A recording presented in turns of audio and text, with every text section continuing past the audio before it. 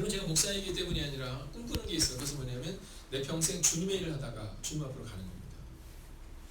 여러분, 저는 꿈꾸는 것이 하나 있습니다. 그것은 우리 사랑하는 성도님들이 평생에 주님을 위해서 살다가 주님 앞으로 가는 것입니다. 예전에 어떤 이가 했던 이야기 중에 생각은 행동을 바꾸고 행동은 습관을 바꾸고 습관은 미래를 바꾼다 라는 말이 있습니다.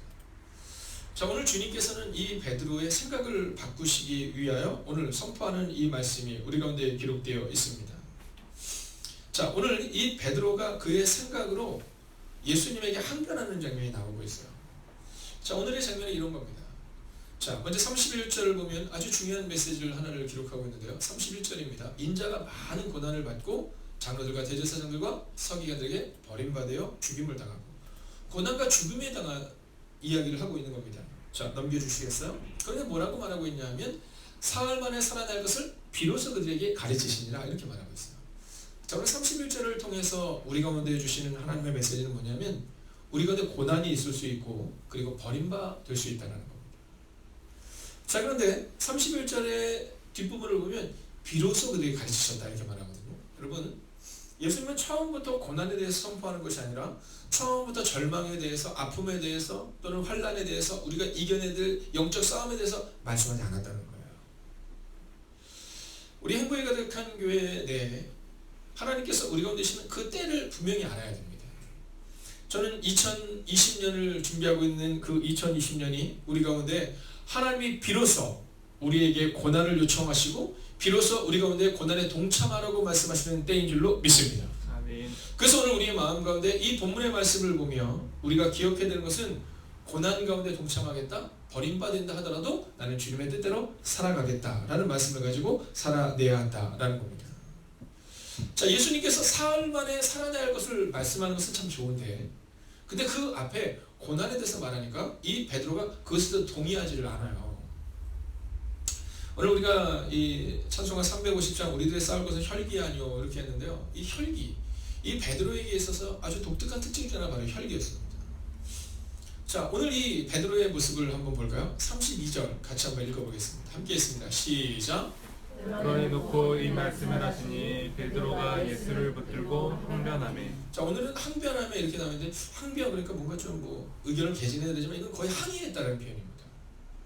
예수님께 항의해서, 항변해서 이렇게 얘기를 해요. 자, 오늘 여기서 우리가 기억해야 되는 것이 몇 가지가 있는데, 첫 번째는 태도입니다. 태도입니다.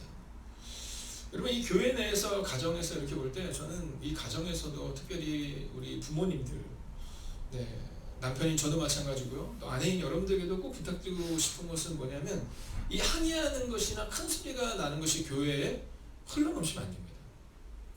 왜냐하면 그게 당연하게 여겨지면요, 교회에서 하던 행동을 집으로 가지고 들어가요.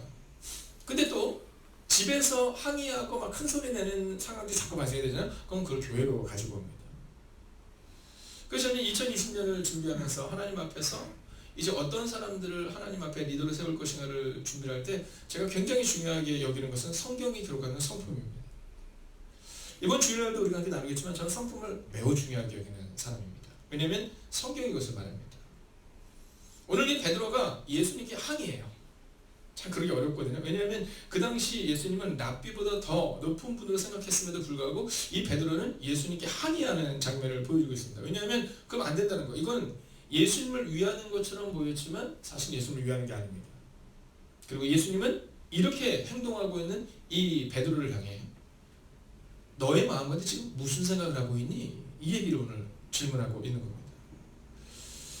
자, 오늘 먼저 우리가 기억해야 되는 것은 31절에 기록한 것처럼 때가 되면 고난에 동참할 수 있어야 된다는 겁니다. 시편 119편 71절은 고난당한 것이 내게 유익이라 이로 말미암아 내가 주의 율례를 배우게 되었나이다, 이렇게 말하거든요.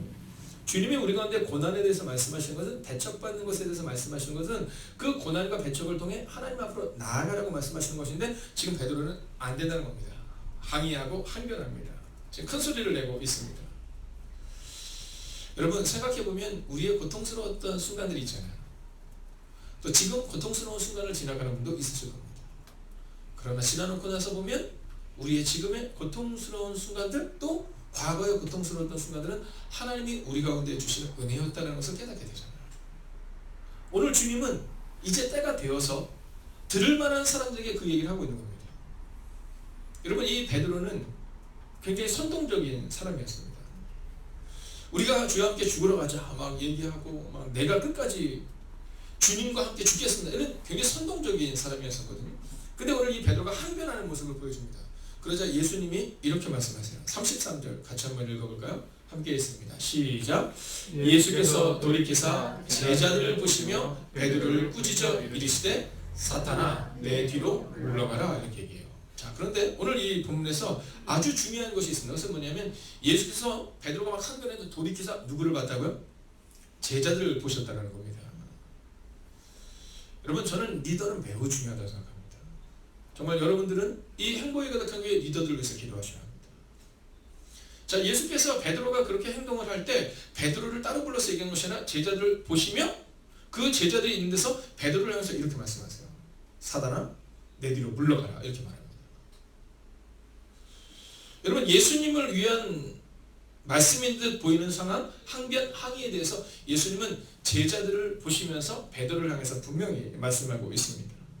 여러분, 베드로의 불같은 성격, 여러분 이 베드로의 불같은 성격을 보면서, 그리고 그가 왜 사단아 물러가라, 우리는 그럴 때가 좀 있거든요. 적당한 걸 생각할 때 있습니다. 그 정도는 괜찮지, 그 정도는 괜찮지. 여러분, 그래서는 안 된다는 겁니다. 오늘 예수님은 예수님을 향해서 항변하고, 그리고 사람의 일을 통해서 하나님의 일을 가리려고 하는 이 베드로를 향해서 사단아 물러가라, 이렇게 말씀하세요. 자, 한국교회 내에서 어느 순간부터 말씀보다는 그런 이 풍습이 한국교회를 이끌어가는 경우를 보게 됩니다. 그건 뭐 저에게도 마찬가지입니다. 여러분, 그러나 우리 교회의 기준은 뭐냐면 늘 성경이어야 됩니다. 사실 이 성경을 보면 이 성경은 우리가 뭐라고 하냐면 캐논이라고 부르거든요. 캐논. 근데 이 캐논이 뭐냐면 기준이라는 뜻입니다. 뭐 어떻게 보면 자 뭐 이런 거 있잖아요. 이 예를 들어서 이 종을 할 때 이 종 몇 센치 할 때 이 자를 가지고 이거 15cm야 할 때의 그 캐논. 여러분, 성경이 기준이 되는 가정을 세우셔야 돼요. 성경이 기준이 되는 가정을 세우셔야 됩니다. 여러분, 우리 자녀들에게 여러분 내가 가르치고 싶어서 가르치는 것이나 성경이 뭐라고 말하는지를 알면서 가르쳐야 돼요. 성경이 기준이 되는 교회를 세우셔야 되고요. 여성교회 회장님들은요, 성경이 기준이 되는 그런 여성교회를 세우셔야 돼요. 여러분, 선교부장님은 성경이 기준이 되는 선교의 기준을 만드는 거예요. 여러분, 내가 생각할 때 이래야지 우리가 살아날 수 있을 것은 그럴 의미가 없다니까요. 그런 의미가 없다니까요. 제가 처음에 저희 교회에서 선교를 시작할 때 저에게 오셔서 그런 말씀을 해주신 적이 있어요. 목사님, 이렇게 선교하면 우리 망하면 어떡해요? 이렇게 얘기하신 분이 있었어요. 근데 제가 그때 그렇게 말씀드렸어요. 스데반의 고난으로 인하여서 이스라엘 백성들이 예루살렘에서 다 흩어집니다. 여러분, 예루살렘 교회가 고난을 당한 것이 유익이었어요? 유익이었어요? 유익이었어요. 그 이전까지 예수님은 너희가 오직 성령이 되게 하시면 너희가 권능을 받고 예루살렘과 온 유대와 사마리아와 땅끝으로 가라, 이렇게 말하는데 가지 않아요. 가지 않습니다. 그래서 스데반의 사건에서 교회가 흩어지게 돼요. 그리고 흩어진 교회에서 하나님의 역사가 열방을 향해서 나아가는 겁니다. 제가 그랬어요. 혹시 우리가 하나님의 뜻대로 살아가다가 교회가 만약에 사라진다면 괜찮지 않겠냐. 아니, 우리가 하나님의 뜻이 선교인데, 하나님의 뜻이 복음을 전하는 건데, 우리 교회 살리기 위해서, 여태까지 살리기 위해서 아둥바둥 살아서 그래서 행복했느냐. 우리 그러지 말고, 혹시 교회가 우리가 주님의 뜻대로 살아가다가 교회가 사라진다 하더라도, 아니 생각해봐라, 선교하다가 교회가 사라지는 건 축복 아니겠느냐. 여러분, 저는 선교부장님의 마음인데 그 마음을 가져야 된다고 생각해요. 네, 선교를 통해서 우리 교회를 어떻게 알리고, 이게 아니라 그냥 주님의 뜻대로 살아가는 거예요. 여러분, 내 뜻이 아니라 주님의 뜻. 그러면서 왜 하나님께서 특별히 이 베드로를 향해서 사단아 내 뒤로 물러가라고 말씀했는지를 33절 하반절에서 이렇게 말합니다. 함께 마지막으로 읽겠습니다. 읽을까요? 시작. 내가 하나님의 일을 생각하지 아니하고 도리어 사람의 일을 생각하는도다 하시고. 아멘. 여러분, 오늘 이 베드로를 향해서 성경은 사단아 물러가라 이렇게 말해요. 약간 좀 과한 것 같지 않습니까? 저는 이 본문을 보면서 좀 과한 것 같다라고 느꼈던 때가 있었습니다.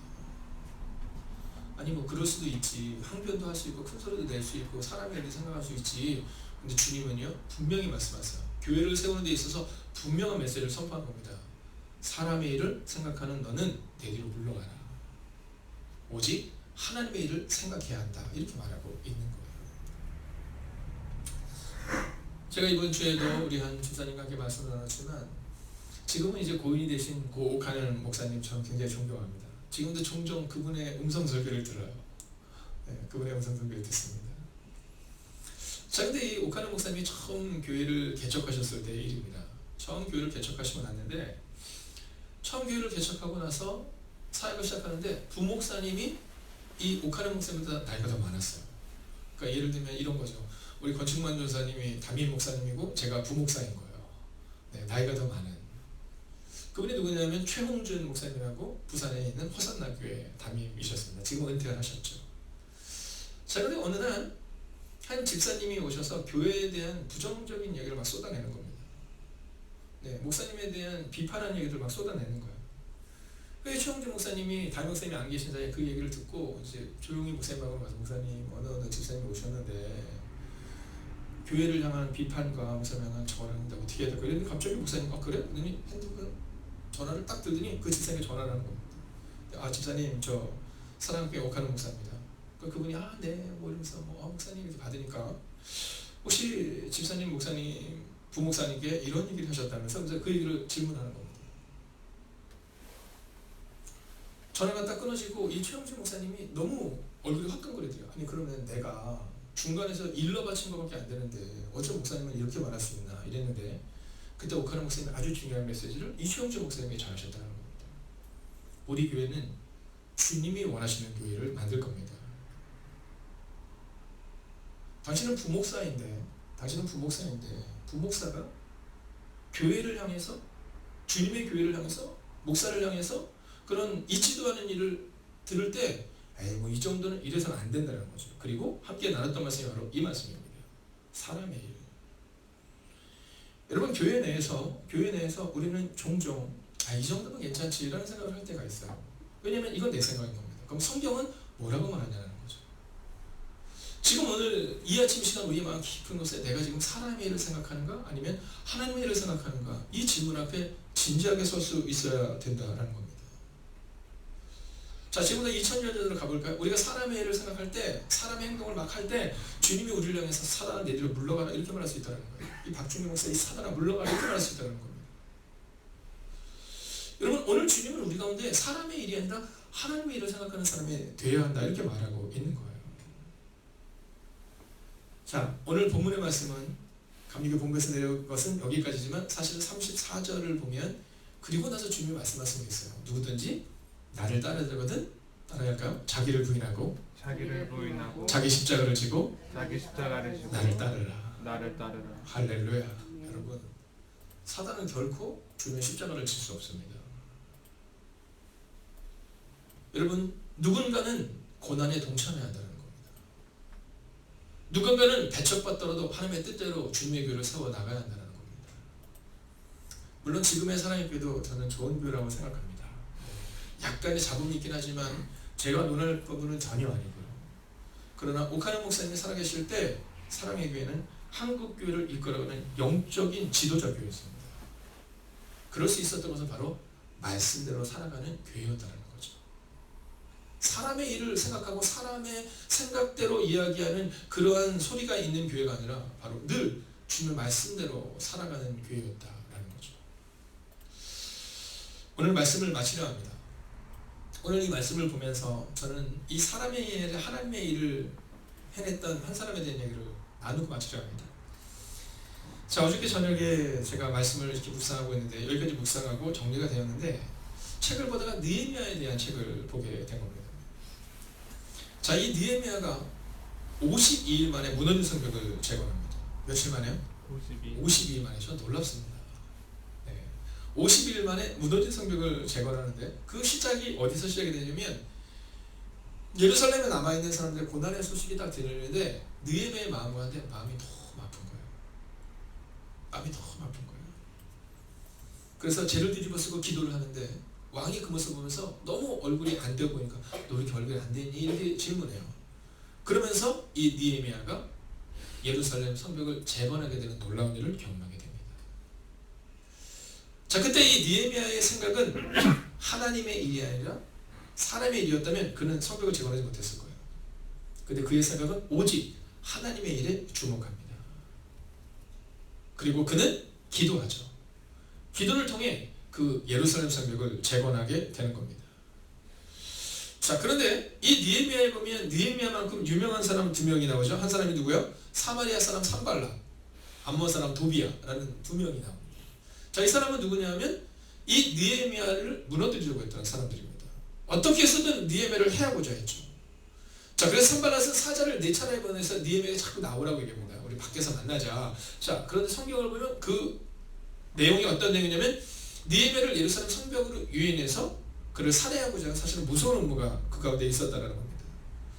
자, 근데 느헤미야가 그것을 하나님이 주시는 거룩한 통찰력으로 이겨내요. 나가지 않습니다. 그 다음에 어떻게 하면 선지자 스마야가 성전을 범하도록 유인합니다. 자, 성전을 범하면 안 되는데 느헤미야가 성전을 범하도록 이 선지자 스마야를 통해서 매수를 해서 이 느헤미야를 또한 어렵게 만들려고 합니다. 그런데 그때도 이 느헤미야가 그것을 넘어가지 않습니다. 자, 느헤미야는 우리 가운데 어떻게 느헤미야가 이 일을 이길 수 있었을까에 대해서 그는 사람의 일이 아니라 하나님의 일로 예루살렘 성벽을 재건하기를 원했다는 겁니다. 시작은 내 마음 가운데 오는 감동이죠. 무너진 성벽 안에서 힘들어하는 예루살렘 성벽에 남아있는 사람들에 대한 그 가슴 아픔으로 시작했지만 여러분, 느헤미야의 사역의 시작과 끝 그 전부는 하나님의 일이었다는 겁니다. 그리고 그 하나님의 일을 이뤄낼 수 있었던 이 느헤미야의 그 한 가지 무기가 무엇이었냐? 그것은 바로 기도를 통한 통찰력이었다는 겁니다. 저는 올해 1월 5일부터 6일까지 있는 중고등부 학생들의 수련회를 통해서 또 1월 말에 있는 말레이시아 선교를 통해서 그 준비하는 과정 가운데 기도를 통해 하나님이 우리 가운데 부으시는 통찰력을 경험하기를 원해요. 여러분, 우리 자녀들을 위해서 기도할 때 우리는 어떤 기도를 해야 되냐면 우리의 자녀들이 하나님이 부어주시는 통찰력을 경험하게 할 수 이렇게 기도해야 하는 겁니다. 여러분, 일을 잘하는 것에 주목하는 것이 아닙니다. 일을 잘하면 되겠지가 아니라 무엇에 주목해야 되냐면 하나님의 일을 잘하는 것에 주목할 수 있어야 된다는 겁니다. 그리고 느헤미야는 사람의 능력이 아니라 하나님의 능력으로 그 기도를 통해 바로 그 바른 기도와 통찰력을 통해 그 문제를 넘어선다는 겁니다. 오늘 주님은 그 바른 통찰력을 가지고 사람의 일을 생각하는 이 베드로를 향해 사탄아 물러가라 이렇게 얘기합니다. 오늘 이 새벽 이 시간 혹시 여러분의 마음 가운데 사람의 일을 생각한다면 오늘 마음을 내려놓으십시오. 그리고 오직 주님의 일을 생각하십시오. 그리고 그렇게 주님의 일을 생각하는 우리를 통해 하나님의 일 가운데 동참하기를 원하는 우리를 통해 하나님은 여러분의 가정을 세울 것이고 여러분의 교회를 반드시 세울 것입니다. 아멘. 기도하겠습니다. 날마다 주님과 동행하게 하소서. 박영목 장로님, 차원이 다른 삶을 살아가게 하소서. 이하영 간사님, 거룩한 부흥을 주옵소서. 1,000번 예물로 드렸습니다. 하나님, 사단은 끊임없이 우리를 공격하려 합니다.